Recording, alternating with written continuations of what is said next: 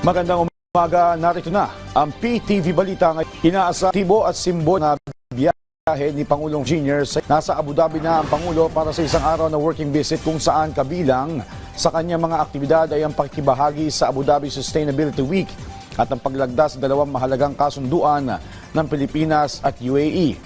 Ayon kay Philippine Ambassador to the UAE, Alfonso Ver, ang ikalawang pagbisita na ito ng Pangulo lamat na buwan ay patunay ng lumalang ng dalawang bansa. Git ng Ambassador, mahalaga ang paglahok ng Pilipinas sa Sustainability Forum, lalo na't lantad ang Pilipinas sa banta ng climate change.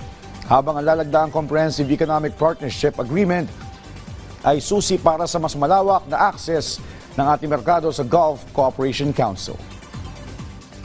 His attendance to the Abu Dhabi Sustainability Week, pag-uusapan natin dito yan, mga how we deal with climate change, mga sustainable economies, renewable energy, something which are very important also to the Philippines.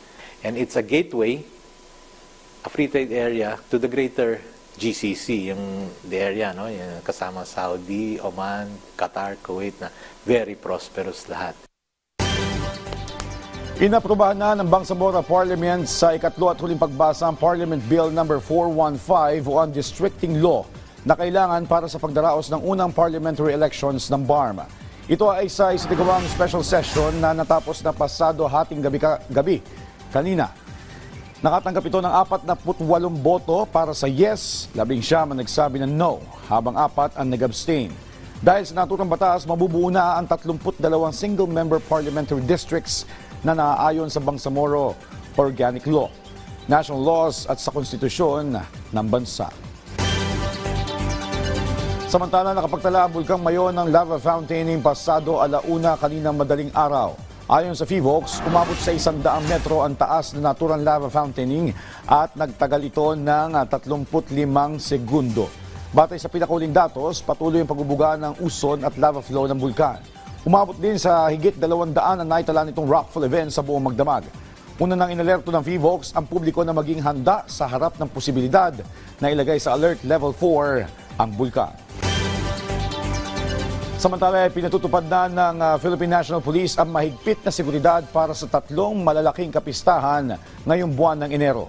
Ito ay ang Sinulog Festival sa Cebu City, Ati-Atihan Festival sa Kalibo, Aklan at Dinagyang Festival sa Iloilo.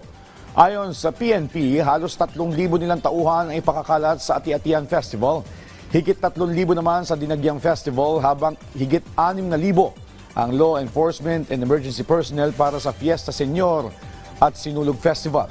Giit ni Acting PNP Chief Police Lieutenant General Jose Melencio Nartates Jr. nais matiyak ng pambansang pulisya na makapagdiriwang ang ating mga kababayan na may kapayapaan sa kanilang isipan, lalo pat sentro ng mga kapistahan ay pananampalataya, kultura at pagkakaisa. Nanawagan naman ang hepe ng pambansang pulisya sa publiko na makipagtulungan sa mga otoridad para na rin sa kaligtasan ng lahat. At yan ang mga balita sa oras na ito. Para sa iba pang updates, follow at ilike kami sa aming social media platforms at PTVPH. Ako po si Joshua Garcia para sa Pambansang TV sa Bagong Pilipinas.